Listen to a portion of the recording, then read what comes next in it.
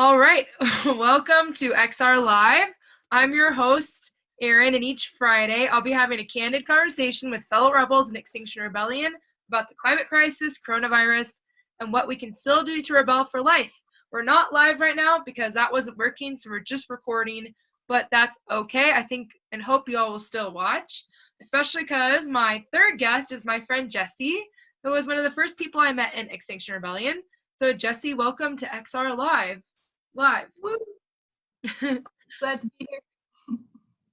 So I want to just introduce you and like your journey to XR before we do anything else. So, how did you get into activism, and has it always been something you've been interested in?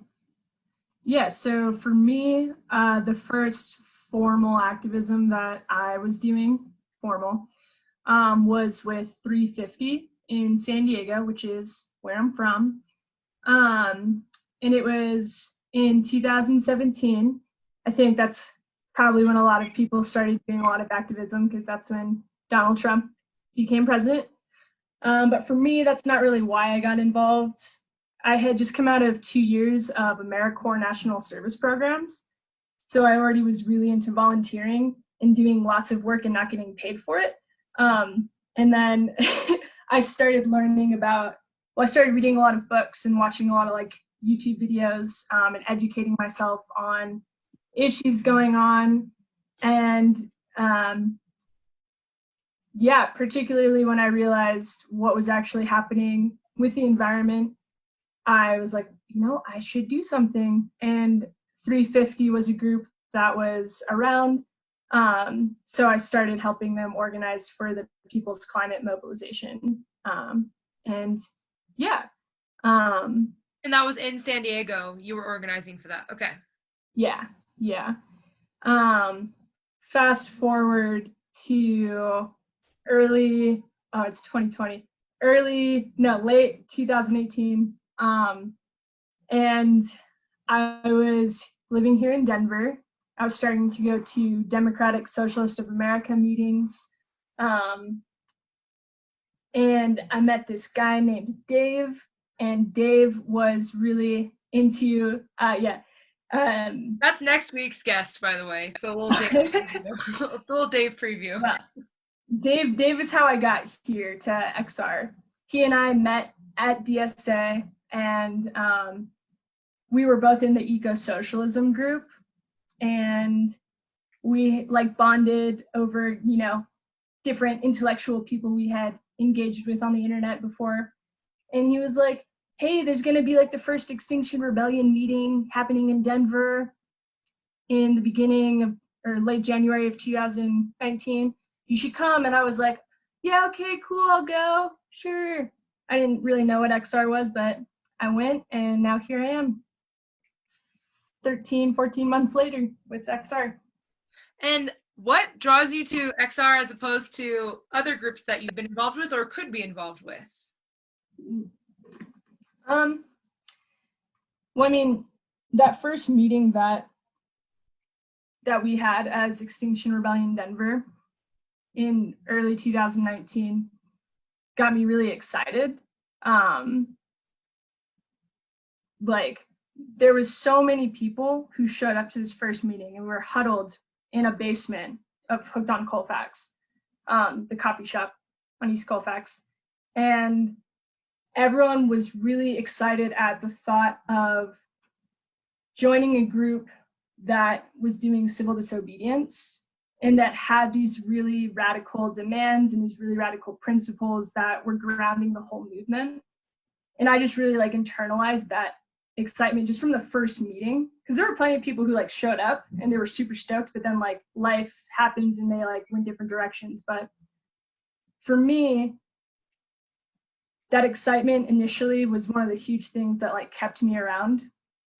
And then like as I learned more about like specifically I think the principles of regenerative culture, that's been one of the reasons that I've like stayed with XR. And I think that's one of the things that makes XR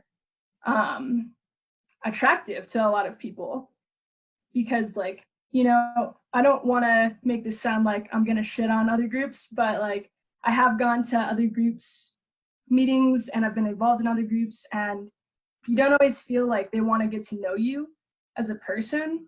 Sometimes you just kind of feel like you're just a body who's like there to like do a task.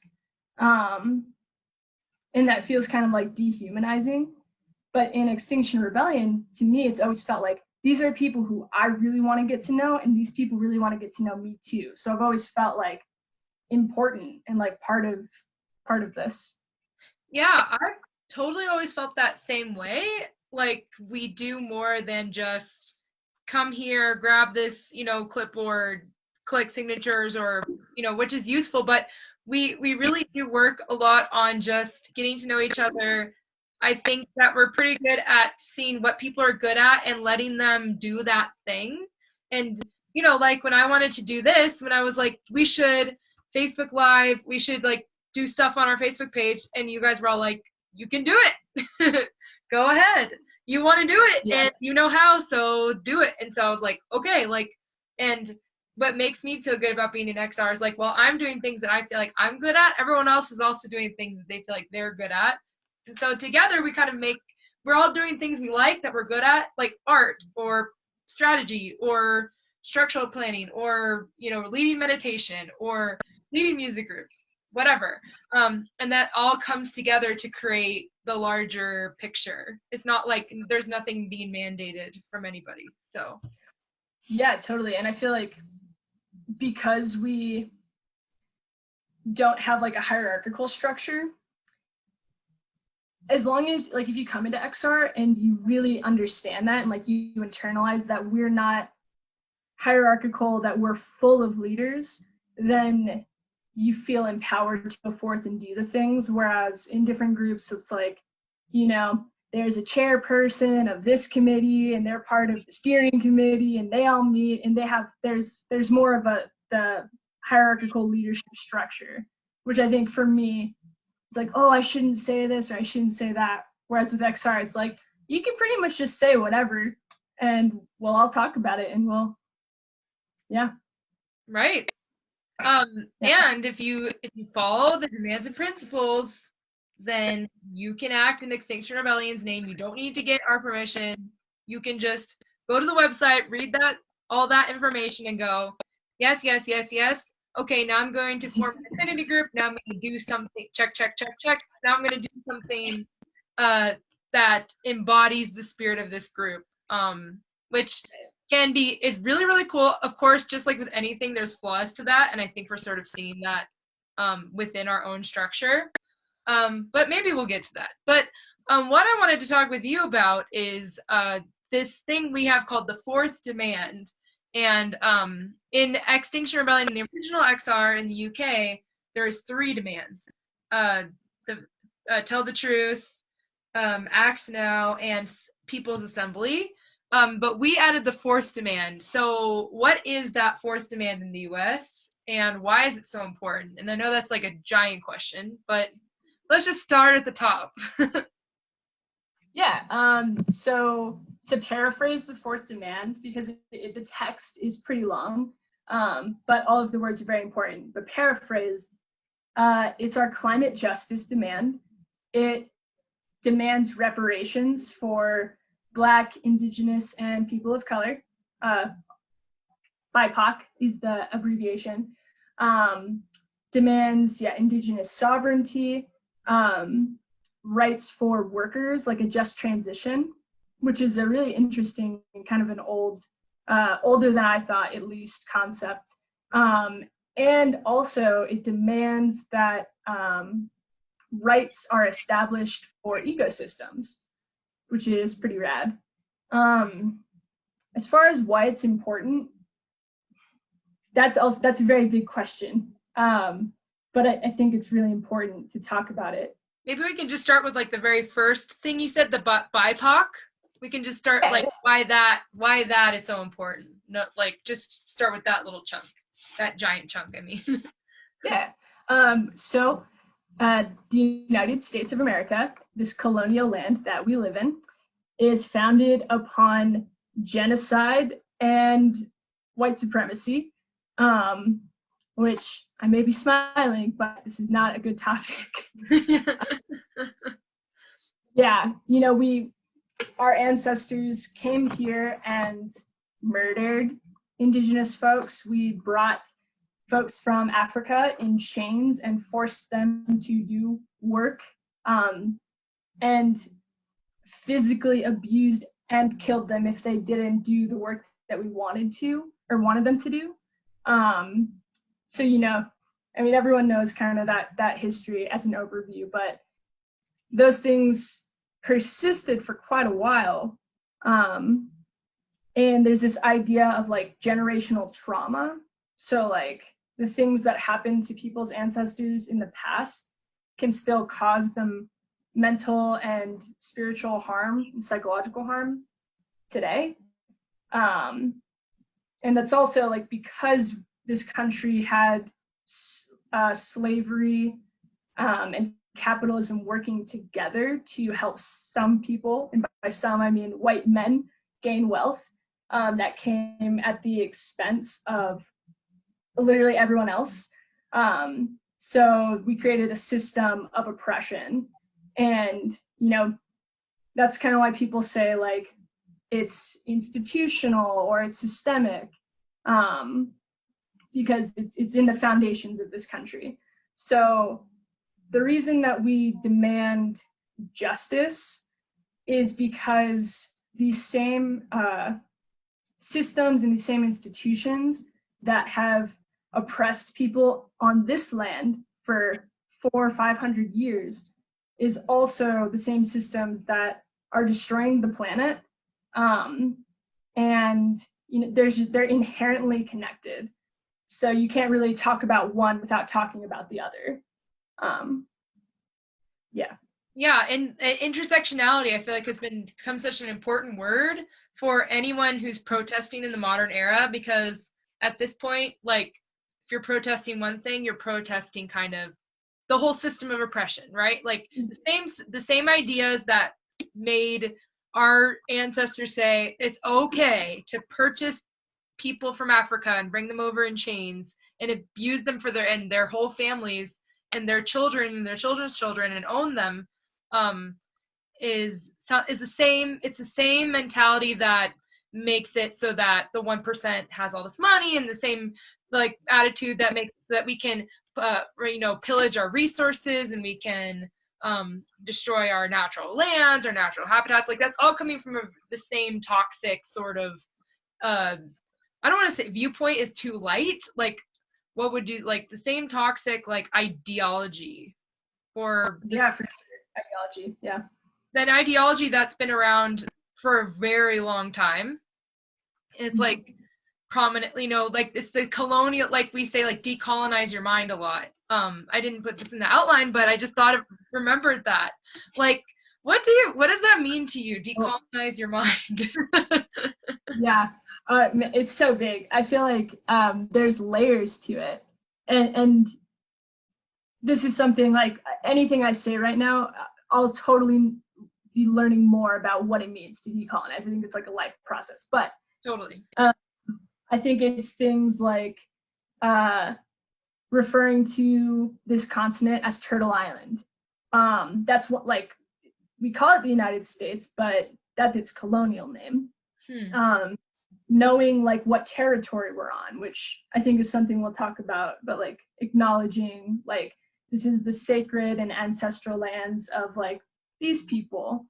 For me, I think a lot about, I actually wrote a song about this recently where it's equating the idea of being civilized to the idea of just being colonized. And that those two things are like inseparable from one another. Or maybe they don't have to be, but they are right now. Yeah, I feel like decolonizing your mind, yeah, super big topic, but like it's doing work to fight back against the system of patriarchy, the system of racism, the system of capitalism, all of these things that we're told are just like the natural, normal way of being. And it's saying, no, that's just what we have right now, but it's not normal, it's not natural. And it's just been going on for a super long time. Like if you think about manifest destiny, like that's what the white people in Britain, when they were colonizing everything, like that's their, like, this is our destiny, we're manifesting it, like white man is supposed to rule. Like it's I think it just feels like, I think decolonizing your mind is like recognizing that this mindset has been around for a really long time. And it's what a lot of our countries were founded on. It's definitely what the US in particular was founded on. That obviously we literally murdered indigenous people to have this land.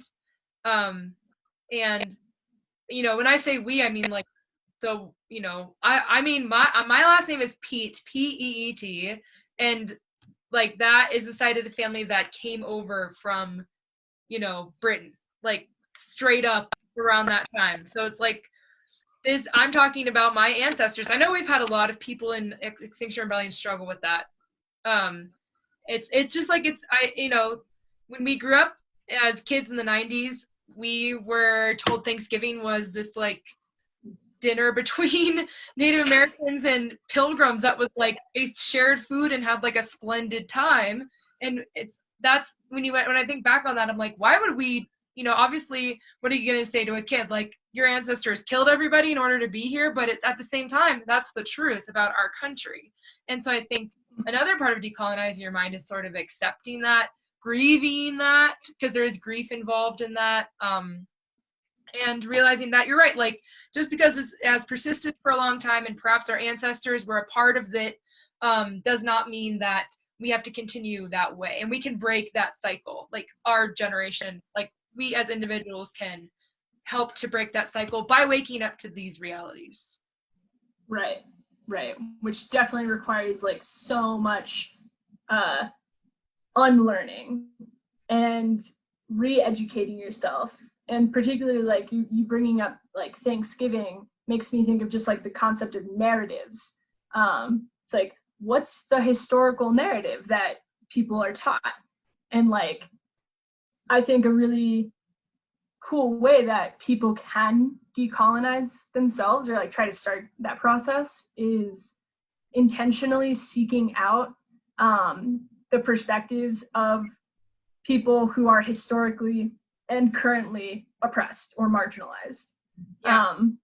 And in this case, we could focus on, say, like Black, Indigenous, and people of color, as well as, every other thing from your sex, your gender, if you're differently abled, etc. Right. So we do something in an Extinction Rebellion called Progressive Stack, which is where when we have a meeting, there's someone who's taking stack. You get in line to speak based on, like, you say, like, stack, I want to speak, raise your hand, write it in the chat, whatever. And the person who's taking stack, because it's progressive, can bump people up who historically have not had their voices heard as much. Mm-hmm. So I did that for the first time in our We're Not Alone call. I actually did that. I usually just go in order because it just seems to work out that way. And it was like one of our Extinction Rebellion members who's like a white man, and then we had one who's like who uses they them pronouns and is like a member of the queer community, and I put them up first because I was like, that's the point of Progressive Stack, right? It seemed in the moment right, because it just seemed like, this person hasn't been heard as much. Let's put them up in this meeting, and historically, let's like lift them up, Right. Yeah, and I noticed when you did that on that call, and I was like, yeah, Erinn. People don't always do that, and I'm not really sure why they don't always do it. Maybe that, the stress of being the stack taker. But that makes me think of one other thing too, and maybe this will be the last thing that I have to say about decolonizing, but I was tying what you just said into kind of, I think, what I had shared before in terms of looking for different perspectives of like our narratives that we hold in our minds. And I'm thinking about, like, people tend to think like you should only listen to experts, which then can lead to like people who are maybe like academics, or like they've written a book, or for some reason we have decided that certain people are experts, and that can be problematic. And in my opinion, it's a manifestation of colonialism, because like not everyone is able to even become an expert, in the traditional sense, if that makes sense. Let me try explaining that maybe a slightly different. Like, if you're poor, you might not have the opportunity to go to college. And then if you can't go to college, people won't necessarily look at you as an expert in whatever field, but you might have plenty of other experience. Right. Lived experience. Right, but it's not acknowledged in our capitalist economy, because you didn't go to school, you didn't pay $1 trillion for a degree, for a piece of paper. So you have no proof. So yeah, I don't know. I just thought of that. That's interesting, because like Colin and I were talking about, like, maybe we were talking about this when we did XR Live, or just in general, like on the phone talking about this, but he was like, I was like, why is it so hard for people to just listen to scientists when it comes to like climate change and coronavirus and everything? Like, why is it so hard? And Colin's like, not even just scientists, just like what Native Americans have known forever. Like it's not just our modern scientists that know this about the changing earth. Like there's there's cultures that are more connected, and we don't value that as much. We also, and you're right, we don't value that lived experience that people have from just living in a certain community. They're an expert on their community because they live in it and they know it, and like they should be able to, this is the whole thing about sovereignty, like make their own decisions, right? That's sort of what sovereignty is. Like, hey, you know your community best, you can make that decision for your community, kind of a thing. Which is like, I mean, it's kind of insane that it's 2020 and we're just now getting like people of color into the House of Representatives. Like, like what? I mean, when I was watching the Hillary Clinton Hulu documentary, everybody in the government was white until like the early aughts. I swear, everybody was white. I mean, it's kind of disturbing. Yeah, absolutely. I mean, it's a really important baby step that we're now seeing members of Congress who are not only people of color, but like women of color. Totally. Yeah. And the fact that it took so long, you're right. It shows, well, there's a disturbing reality that I think you kind of have to confront when you look at the facts that it took so long for people of color to start holding such important like political office in this basically country. Representing themselves. I mean, all political offices, you're representing a community. You're supposed to be representative of the district you're elected to, whatever. And so people of color were not represented for a very long time. They didn't have anybody from their communities that was representing them. I mean, that's why who's the woman of color who represents in Minnesota? Rashida Tlaib? Yeah, Rashida Tlaib. Omar? Yeah. Yeah, like because there's such, you know, those communities are not represented normally, but now they are. And it's because they're huge parts of those communities. Like that culture is huge and should be represented. And if we're going to be like a melting pot, which we claim to be, like, let's represent that. Like, wouldn't it be cool if you looked out in Congress and saw like every type of person? Like we're kind of getting there, but definitely not enough. One thing about the coronavirus is I've really seen all the governors, and like most of our governors are still white dudes. Like I've kind of like noticed that. Right. Yeah, I remember when like Jared Polis was about to get elected, everyone's like, oh my God, he's the first like openly gay governor. And I was like, sick, he's still a capitalist, he's still a white man. Yeah. He's gay. Like, you know. Right. Like yeah, he's definitely he's got all the white guy privilege working for him. Yeah, he's gay. That's I mean, great. I definitely like the gay community is being a little bit more represented. I think he is the first gay governor, right?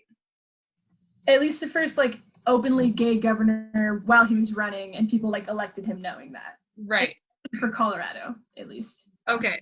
Yeah, I mean that's still cool, but as I hope the people that watch this video know, we have protested Jared Polis in the past for his position on fracking and for letting the market deal with the climate crisis and all that BS, because you know what? I voted for him, but that doesn't mean that he's perfect and is going to get everything done. If he's not going to get it done, we're going to demand that he gets something done. So, For sure.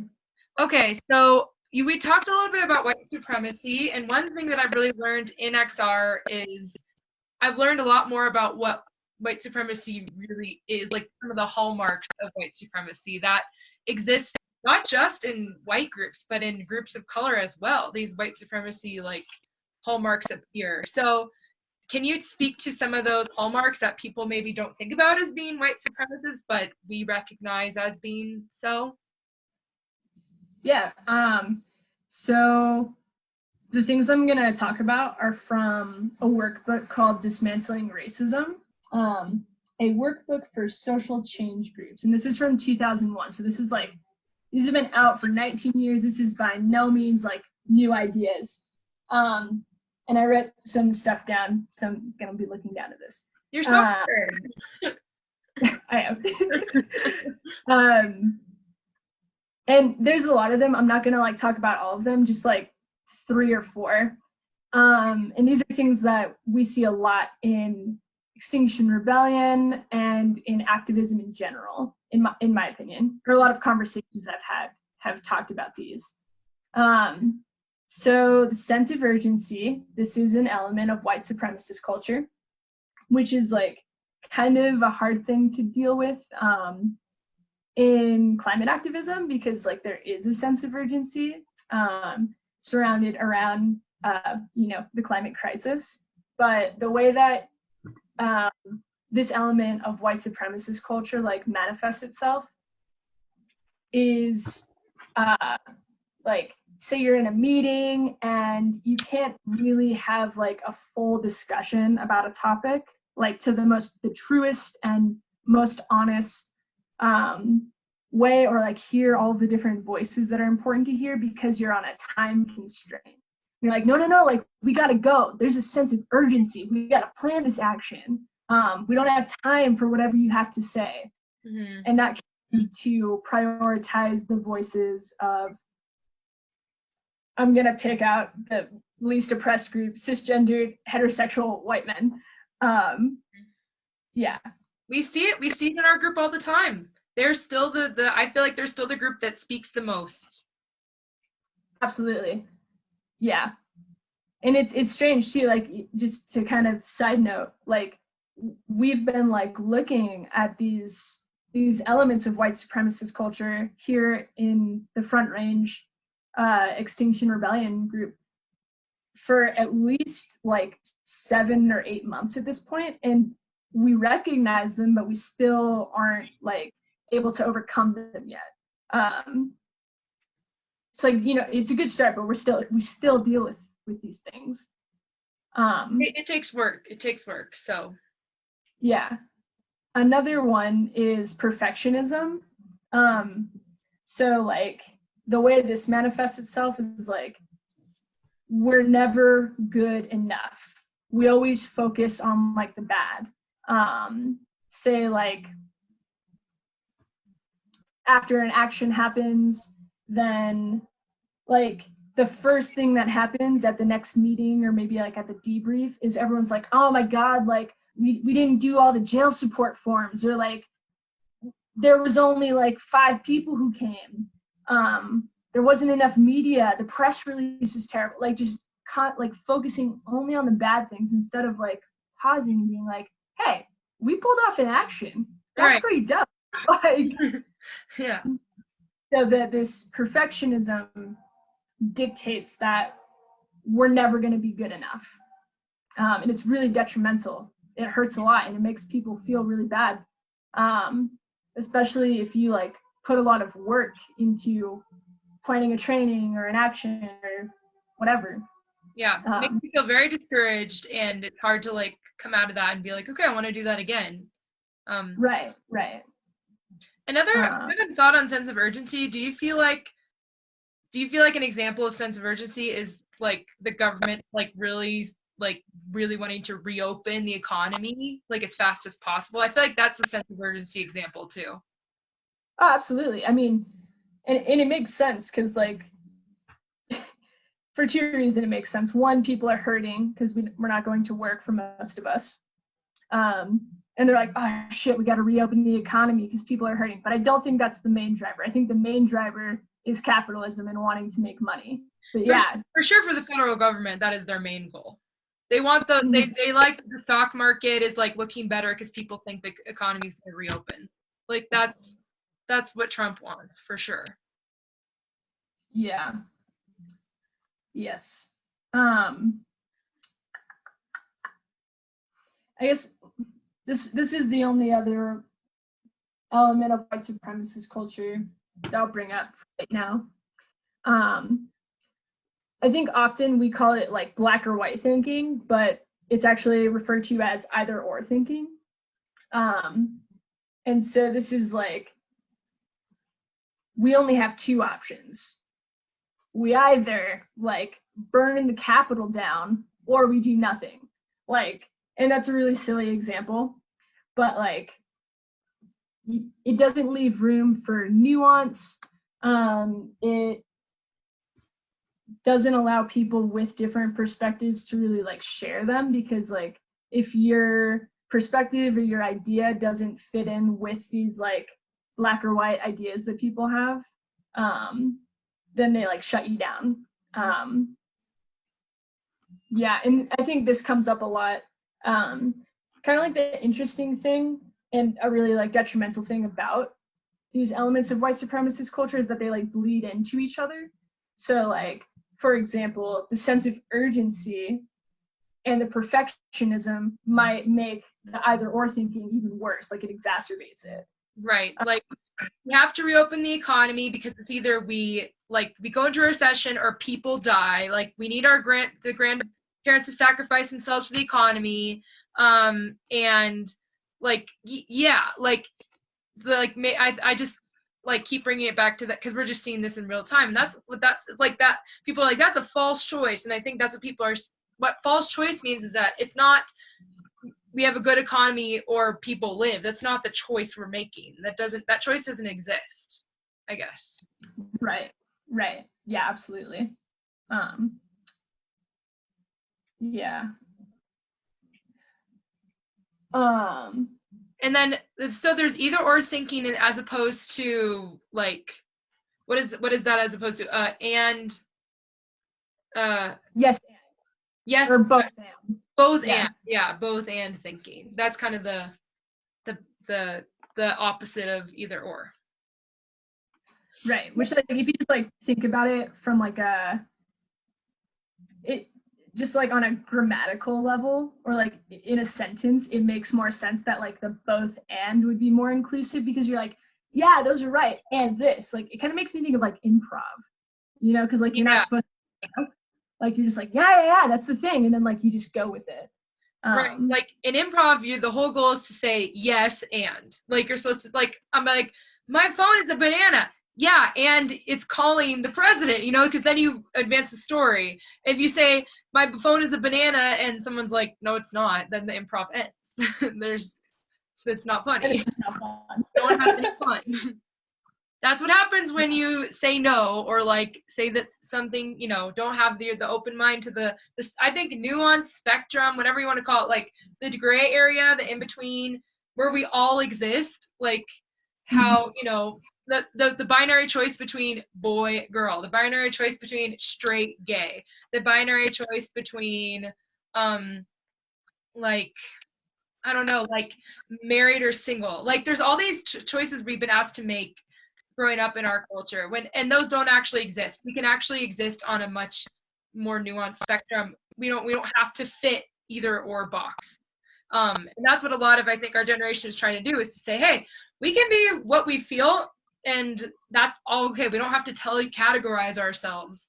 We don't have to categorize what we do, or like, are you a musician, or are you a teacher? Are you a atheist, or are you a Christian? It's like, no, I'm kind of like somewhere in between all these things, right? It's like all varying spectrum, like degrees of gray on a spectrum for each thing. Yeah, totally. I also, have another. Oh yeah, keep going. I was gonna say a real world example that I was thinking of, and this pains me, but with Bernie dropping out and now Joe Biden is like the Democratic nominee, Yeah. and you see either or thinking manifesting itself with people saying like, if you don't vote for Joe Biden, you're a bad person. Like you're essentially voting for Trump if you don't do it. That is either or thinking. You either are a Democrat and you vote for the candidate, or you're letting Trump win. I think our Democrat Republican political parties are one of the most dangerous examples of either or thinking, because that's why we are gridlocked politically, because they've become two different like NFL teams that we have to root for because we're born into it. Like I don't know why I like the Cubs. I was just born into it. Like you know what I mean? Like, and then you just do it and you just blind. And then if someone hates the Cubs, you're like, fuck you, And that's what politics to me has become. This choice, you're the Democrat, Republican. And if you're Democrat, then you like side A. And if you're Republican, you like side B. And there's no crossover. You can't be like you can't be pro-life and something else. There's no mix, even though that also exists on a spectrum. Right. And then it's crippling both for like people's like faith in the political system, which like I have none. It still upsets me that like Bernie dropped out, but like I have zero faith, and this has reinforced it. But then it's also crippling because like no change happens and people are still just like in pain, and like nothing gets better. Yeah, well, the problem with our system right now that I'm seeing is because like once someone gets elected, their whole goal is to stay elected, or the goal of the other party is to get them out. So like Bernie wouldn't even be able to get anything done because like he'd just have to work on getting elected, and like everyone who's not in his party their whole goal would be to block everything he would try to do. Yeah. And then that would just happen again on the reverse side. Yeah, so join Extinction Rebellion, because we don't do electoral politics. No, we're apolitical. I mean, I think everybody kind of knows what side we lean towards, but we are an apolitical organization. We don't really do work in that. We don't like canvass for politicians. We kind of acknowledge that politics is not going to cut it. Yeah. Okay, so I want to talk a little bit about the anti-racism work. I know you're in the anti-racism working group, and what do you do in that working group? I've never been. I really want to go, but can you just tell me a little bit about what goes on in anti-racism, and yeah, just a little bit about it. Yeah. So I don't know if I would necessarily refer to us as like a working group per se, but every once in a while we have had like Zoom calls where we look at a particular document or an article that relates to anti-racism, and we try to read it before the meeting if we can, but if someone hops on and they haven't read it, then we like adjust and then we just go through the document on the call.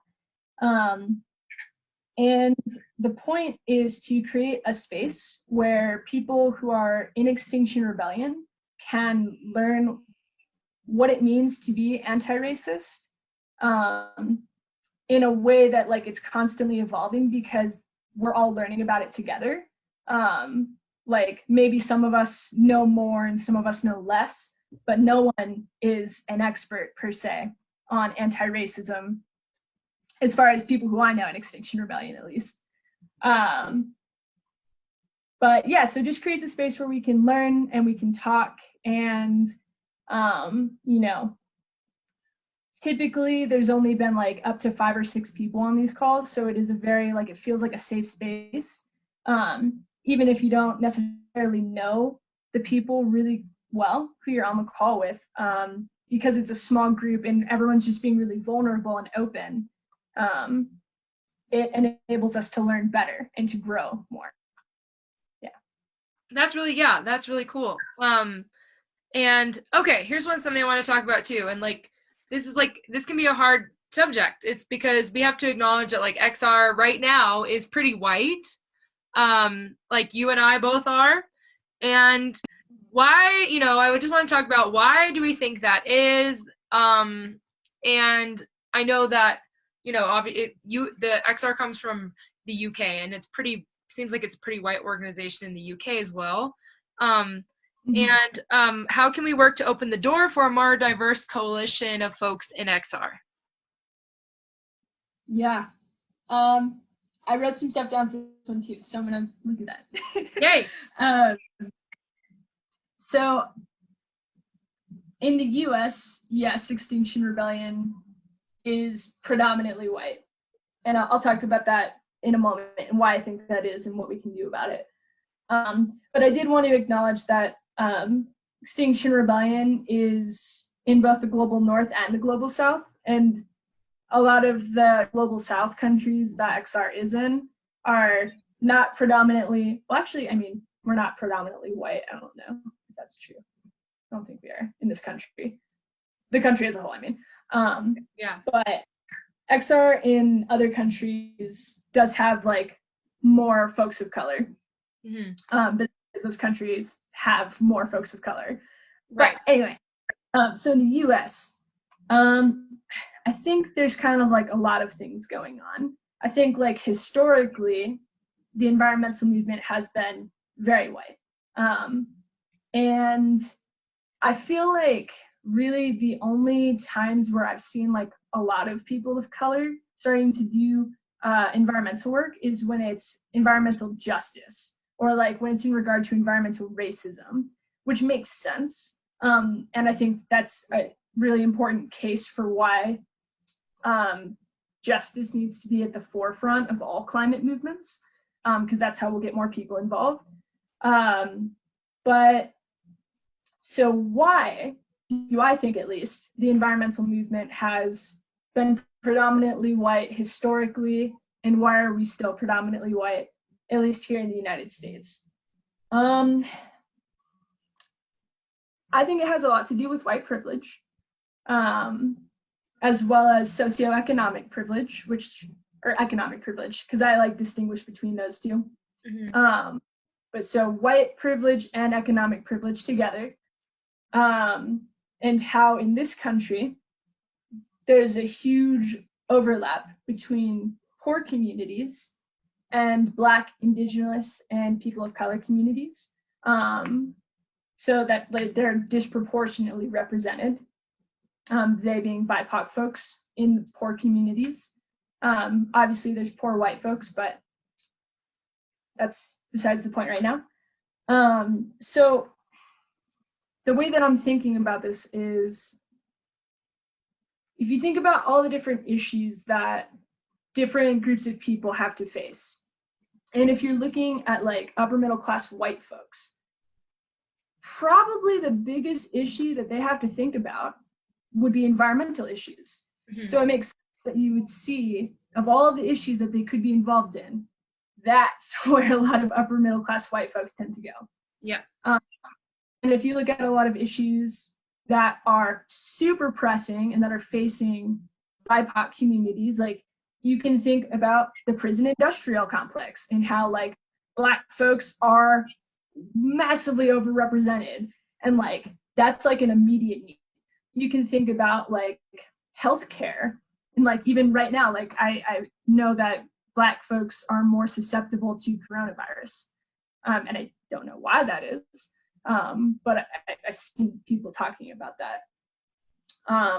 I think it's because they have pre-existing conditions, because they've historically gotten poorer health care. So it's systematic, once again, the systematic racism, just feedback loop. The feedback, it's totally a feedback loop. Yeah. Yeah, but so my kind of thesis that I'm presenting, or my theory, is that because there's so many more issues that BIPOC and poor communities are facing, it's like those are where they have to put their attention, because in a lot of situations it's like life or death. Like if you look at like institutional racism and like cops killing young Black men and like, you know, violence against Black trans women. Like I could go on and on and on. There's just so many more issues that get more and more complex based upon your identity. And so I think a lot of that is why the environmental movement is still pretty white. So that aside, another reason that I think is still pretty white is because we do have these elements of white supremacist culture that are still permeating through our movement. And as I was mentioning earlier, it's like, you know, we're starting to become aware of these things, but it takes a lot of work to actually overcome them. And, oh man, I think I was watching a YouTube video a while ago by this woman. Her name is Starhawk. She's like a vegan activist and author. She's very, very intelligent. I highly recommend looking into her stuff. But she was talking about like norms. And an example that she presented was like, she went to like an anarchist bookstore somewhere in the Bay Area. And she showed up wearing like some kind of like fairy-like outfit. Everyone else was wearing black, all black.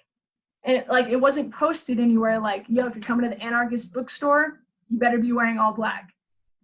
But that was like the culture. And she didn't know that. So when she arrived, she felt like an outsider. So now you take like that and think about how could that, like a similar situation appear with people who are in different like racial or ethnic groups, different like genders, sexualities. Yeah. It's like there's norms that are not spoken. And because of white supremacist culture, I think in XR we still have a lot of these really harmful norms that like they're just not welcoming. Like we can try, or like we can say like, yo, we're welcoming, like come on, but we still need to figure out like what are these unspoken norms that we have that are keeping people away. And you know, I'm saying that and I actually don't know what these norms are. Yeah. Because we have to sit down and like figure them out. But yeah, does that make sense? Yeah, it does. I agree. I think that we're still sort of like peeling back like what it means to be a predominantly white culture and how we act with our privilege as white people, like how we carry that privilege without even like knowing it and how we project it without knowing it. So I think we just have to keep doing the work, the anti-racism work, and to keep being honest about it. I think that is what's great about the anti-racism working group or affinity group or whatever it is, because I think we need a space where we can say like we can. These are hard things to talk about. Like there's just no doubt about it. It's like it's hard for everybody to talk about. So you know, I think it is important if like when you're with like if this you know anti-racism affinity group is all white, to get together with white people and say like what are we projecting, what norms are we sort of like capitulating, just sort of like continuing to break it down. Because I've learned a lot about this just by being in Extinction Rebellion, even though we tend to be predominantly white. I've just learned it's really opened my mind to all of this. So I think that's just where it begins. We just have to start doing the work. Also, I want to we like to build coalitions with other groups that tend to be groups of color, Native American, like the Indigenous Youth Council. We've supported them on a lot of actions, and I think supporting them and like what they are doing and being there to just be like one of my first marches with Extinction Rebellion was for Indigenous Youth Council, and I loved that like we were all there with our buttons and our signs, but we were really there to support them and give and boost their march and boost their numbers and show them that we're there for them and that we are like we all have the same goals, you know. Actually my first two where one was for the Alaskan Wildlife Refuge drilling, where we brought in the folks from that tribe. That was really, really cool. And also a little disappointing because we were like locked out of the BP office, and I was like these people have flown from Alaska, like freaking listen to them. They wrote you a letter, like just listen. So Yeah, that was also just a small side note, but that was wild to me how intimidated BP was by this small protest. Like, to me, the protest felt like that specifically came out of nowhere, and I loved that it happened. But like, they were so scared. Yeah. They locked the doors and told the employees not to come into work. I Like, know. We were literally like, all we had were like signs. We weren't even blocking anything. Like, we had signs. We weren't gluing ourselves to anything. Like, it was a very tame protest. Very tame. Right. Yeah. It was just supposed to be a march and like ask if they wanted to chat. Yeah. Let's see. I think you were making me think of yeah, like what can we do? I think definitely showing up to other groups, like groups in this area that we have been working with for a while. Abolish ICE, Denver Homeless Out Loud. Recently, we started hooking up with the Poor People's Campaign. Mm-hmm. Yep. Yeah, you mentioned Indigenous Youth Council. There might be, I mean, there's other like environmental groups that we work with, but like COPA. COPA, yeah, that's right. Yeah, and like, you know, not only is it important to work with these groups because they're working on important things and to like show them that we care, but also to kind of go back to like what I was saying like way earlier, like the climate crisis is inherently connected to all of these other issues that we face, and all of these systems of oppression. So if you go to an Abolish ICE protest, say at the Geo Center, and you ask yourself, okay, how did what brought some of these migrant folks here? There might be economic reasons, there might be environmental reasons. And if you think about it like that, you can make the connection that this is environmental activism. Mm-hmm. It's not traditional, like we're not talking about a pipeline, we're not talking about a coal train, or like carbon emissions, but there's a relationship. And so that's, for me, that's kind of why, like the more important reason for us to like be involved with these groups, because it is so inherently interconnected. Yeah, it's important to be like, yo, we care, whatever, but that can feel a little bit patronizing to be like, oh, like this isn't my issue, but I'm here just to support you. That's like, it's fine, but I feel like we have to internalize that it's like their liberation and our liberation all connected. Mm-hmm. Yeah. Yes. Yeah. Like we will not get like make a better world that is more sustainable for our planet if it is not more sustainable for our people, if oppressed people aren't liberated. We are all like, you know, because, you know, coronavirus, like we're all in this together, like we're not really, because we're all at various stages of being able to handle this. And this is kind of what I wanted to talk about next, like how this situation affects systematic oppression and sort of like exacerbates all of this shit. Because yeah, we're not all in this together. I think that's why people hate celebrities right now. Like I'm a big proponent of celebrity culture, and no one likes celebrities right now. Like, because celebrities are like, oh my god, like sending you love, like just remember to keep calm. And it's like, okay, but you're in your like giant friggin' mansion and you have not a care in the world like about money, or you don't have to go get your own groceries. You don't have to like, you're not an essential worker. Like you're not risking, you know, your life every day. And it's annoying. People are not here for it. We're like, celebrities are not anyone's favorite people right now. For sure. It's like, I mean, just to focus on like money for a moment, it's like, as a poor person, I don't want sympathy from rich people. That doesn't fucking help me. Like, right. Doesn't help. Yeah. Just makes me- yeah. It's really annoying. I mean, I've had people that are obviously fine financially tip me pretty well, like when I do live streams, when I play music and stuff. And that's like really nice. But also like for me, I mean, there's still so much privilege I'm benefiting from in this coronavirus situation. And it's hard like, I think one thing we're all struggling with is how do we help? Because for those of us that are okay, we have like survivor's guilt.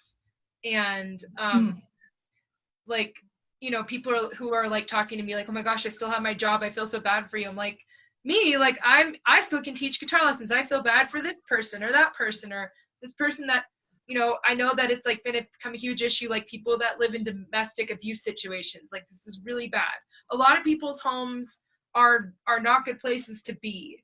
A lot of children can't get access to devices to do school online, or don't have support, or don't even have the food they need, and like the people that line up at the school to get lunches for children and stuff. So it's just like there's like it's kind of reminds me of like Hurricane Katrina. Like when disasters happen, what neighborhoods get attention, what communities get help, and it's the communities that have not gotten help in the past, they're not going to get help now. And that's like, because it's like I think everyone wants to see coronavirus as it's like we can, this blank slate, like let's build a new world out of this, right? Let's like take the good from this and keep going and recognize healthcare is a human right and blah blah blah. It's like, yeah, that's all great, but generally in times of crisis, those that were struggling before are just going to struggle harder. Yeah, absolutely.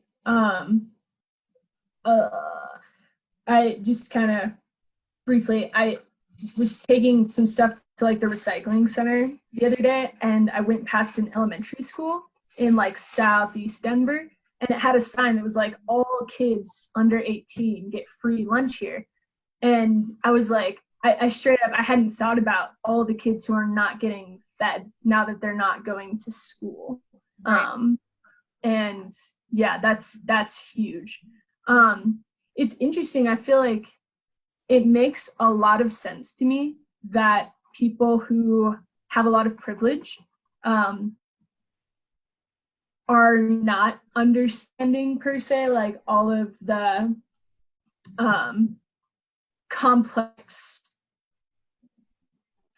like outcomes of oppression. That's not a good phrase. Let me try again.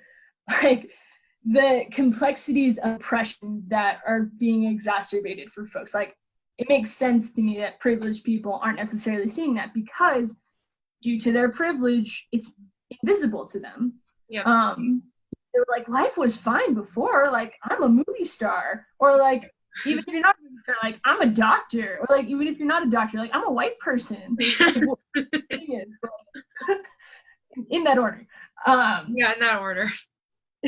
Yes. Yeah, I kind of abruptly end that. I was also thinking about like folks who are in prison and detention camps right now, and like I've seen some really horrendous pictures. I think these are particularly coming from Chicago because I lived there a few years ago, of people who are in the Cook County jail, and they're putting, I don't know what they're making these signs with, but signs on the windows, they're like, please help us. Like the people who work here, the guards, they don't have supplies, and they're just like working here, and there's outbreaks happening in prisons. I think Rikers, some prison in like New York, a ton of outbreaks, and it's like people who like already have had all of their personal liberty like stolen from them for whatever reasons, probably for most people for no good reason. Yeah. They're now gonna die. And just to see like the way that the government is not responding, it's like you can see how much these lives matter to the government right now because they're not doing anything. Like my best friend, his sister works in a hospital on Long Island, and she's a nurse, and you know they've been asking for ventilators. And I remember like a couple weeks ago I saw like Trump saying like, oh, they're lying, they don't need as many ventilators as they're asking for. And I was like, are you serious? You're just gonna say they're lying? And like it shouldn't shock me, but it shocked me. Yeah, so I feel like things like that are where my head goes when I think about like the most like egregious examples of oppression and racism being exacerbated by this whole thing. Yeah, I just feel like when it rains, it pours when you're part of an oppressed group. Like, For sure. when you're part of an oppressed group, like, it's like you're more likely to get arrested, then you're more likely to, you know, have something happen to you in jail, and it's just like keeps going and going and going. Like, crap. I just had a thought and then it went away. Oh man, that sucks. That happens.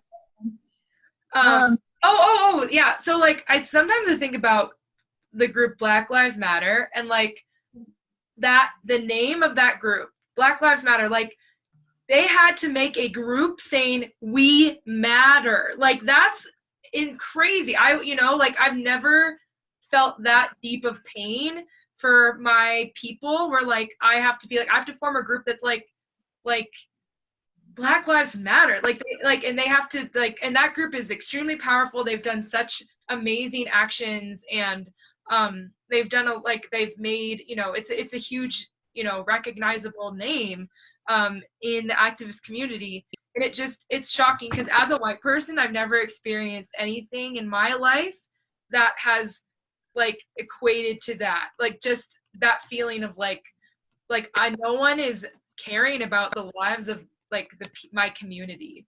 Like I've never felt that. I feel like I've always been in communities where if there is a disaster, like my community would be taken care of. But you can't conceive of it that, right? It's hard to conceive in these privileged communities.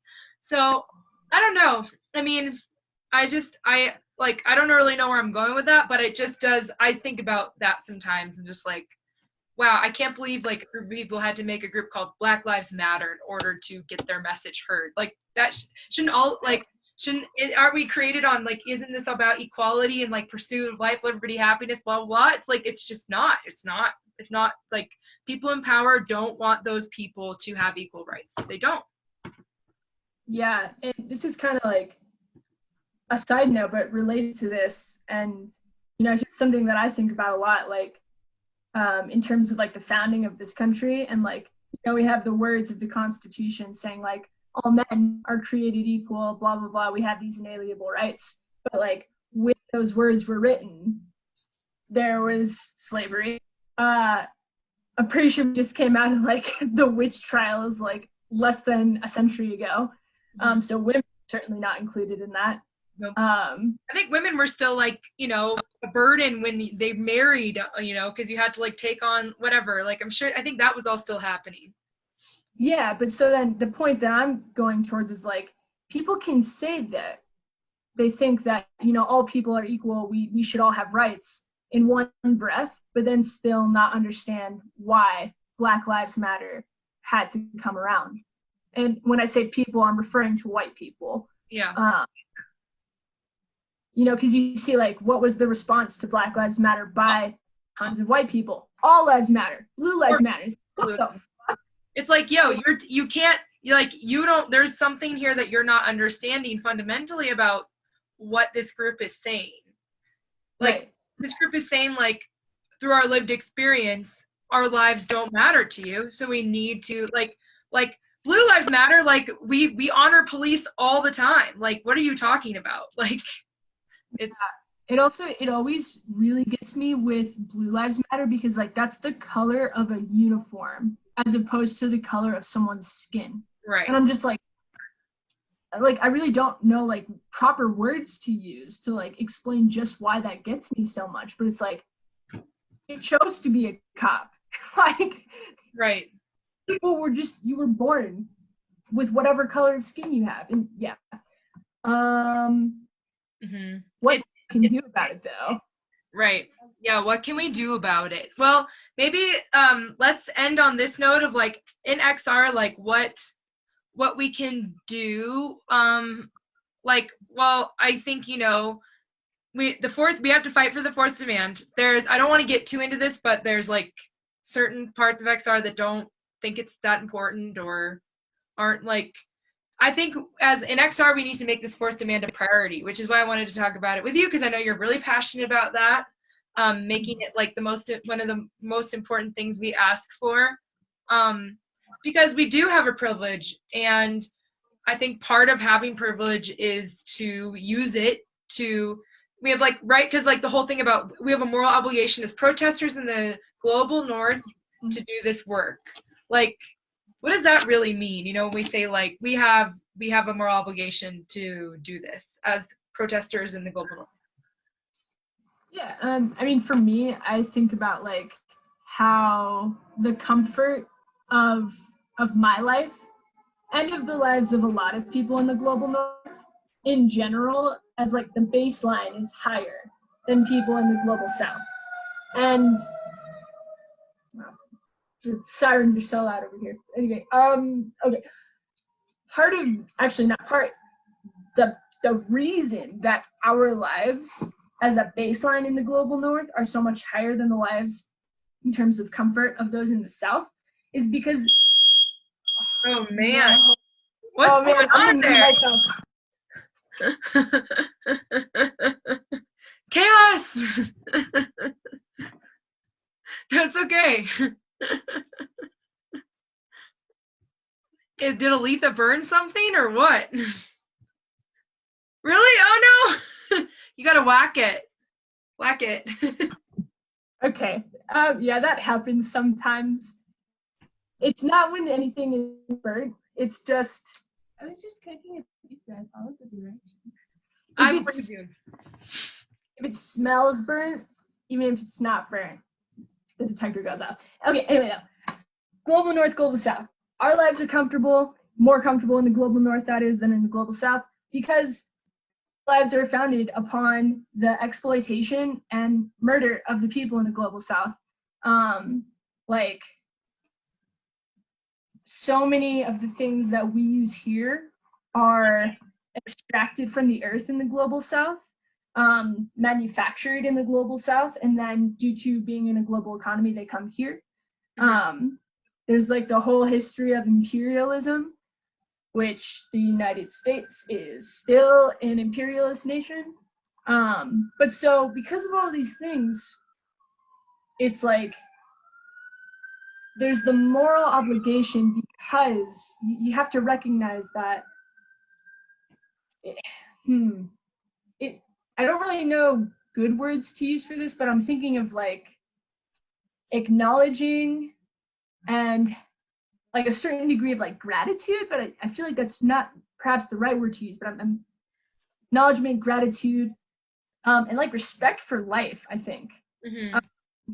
And those are the three things that I'm thinking of, because like it's like I recognize that, like, say for example, a cell phone, a lot of the parts on that were mined in the global south, and I have it, and I'm like, oh shit, like I respect the lives of the humans who live in the global south and had to like mine this and whatever, because we live in a system that is forcing them to do that.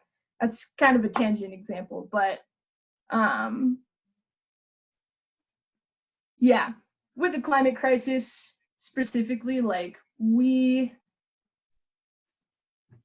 if you look at carbon emissions, a lot of people, particularly like Donald Trump, likes to point to China and be like, oh my God, they're so bad. Like they're emitting so much carbon dioxide and other greenhouse gases. Like they're the ones, like, look at them. Don't blame us. But if you stop and ask yourself, why are they emitting so much? Because they're producing so many goods for us here. So in an indirect way and in a more honest way, the emissions are because of us and because of the lives that we lead. Yep. Yeah, so that was kind of like all over the place, but I hope that made sense. It's the reason why we acknowledge, like before every meeting and action, we do a land acknowledgement where we acknowledge the land that we're on, of the indigenous tribes that were here before the colonialists came over here. We just acknowledge it. And I think the reason why we do that is, from my perspective, is to just say, just to keep it in the forefront, right? It's like if you there's like a ritual to just remembering. I mean, I think it's why people like pray, and like it's kind of like this like daily reminder of like what you're grateful for, or for us it's just our daily reminder of this is what our lives are built on. Never forget, it's kind of like never forget like how all of this came to be, the thread that brought us here, because this is what we're fighting against.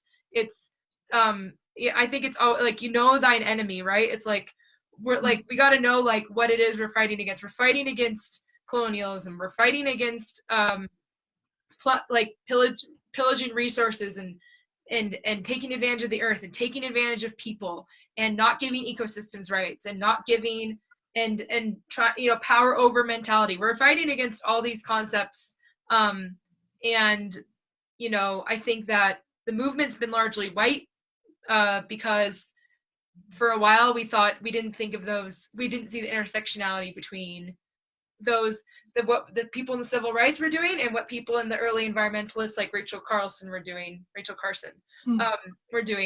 kind of like those seem separate maybe back in the 60s, but now we can fully see how intertwined they are, and it is our duty as protesters in this movement doing our work to keep that in mind as we take action. And I think it does inform the kind of actions we do and why. Like I know that when in the UK, when they shut down a train in London, it got a lot of backlash because there was a lot of working folks on that train. And so I think we need to keep it in mind as we act. Like we cannot, we don't want to be, like we want to just take all these things into consideration when we speak, when we act, and when we gather, and when we like talk to each other. Yeah, I feel like with the land acknowledgement, it's like it's the smallest thing that we could do just to show respect to the folks whose land this was and is. And it's also, it gets back to trying to emphasize decolonizing ourselves. And yeah, I really liked what you were saying about like it does like emphasize or like help us focus on like what are we doing, like this, how are we going to do these different actions that we're doing, and what story are we going to tell to people.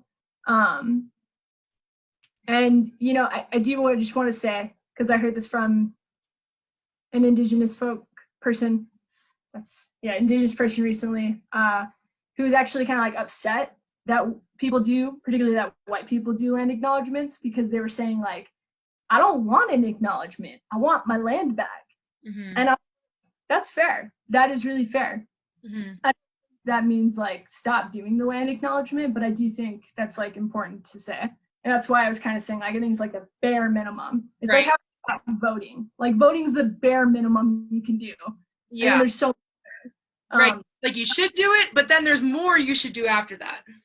Right, and like hopefully, and I don't know if this would ever happen, but like with acknowledging stolen land, that this entire continent is stolen land, maybe one day that will kind of tie in with the fourth demand and get us to a place where whatever political body we have in the future gives indigenous sovereignty a go. And we know, like, at least we know those tribes that need that land, because we've been saying it every single time. So we're like the Ute, the Arapaho, the Cheyenne, the tribes that we kind of mentioned.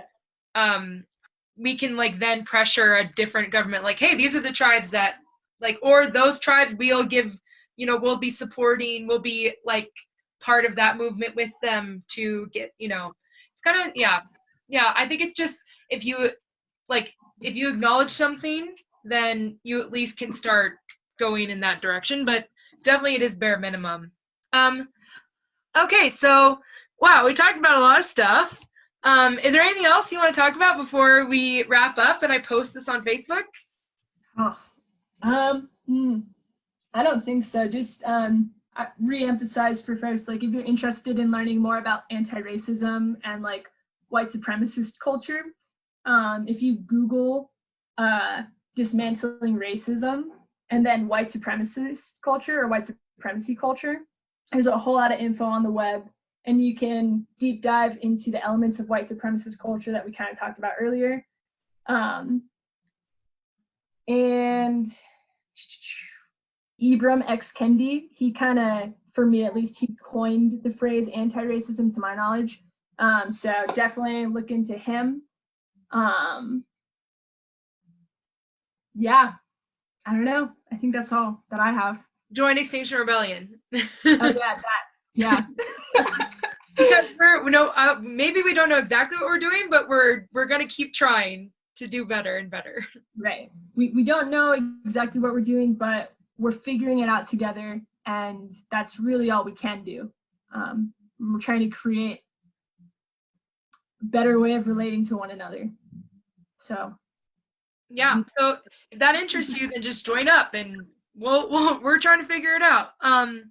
Okay, well, that's it for now. Thanks, Jesse, for joining me. See y'all next Friday, and with fierce love and solidarity, good night, everybody.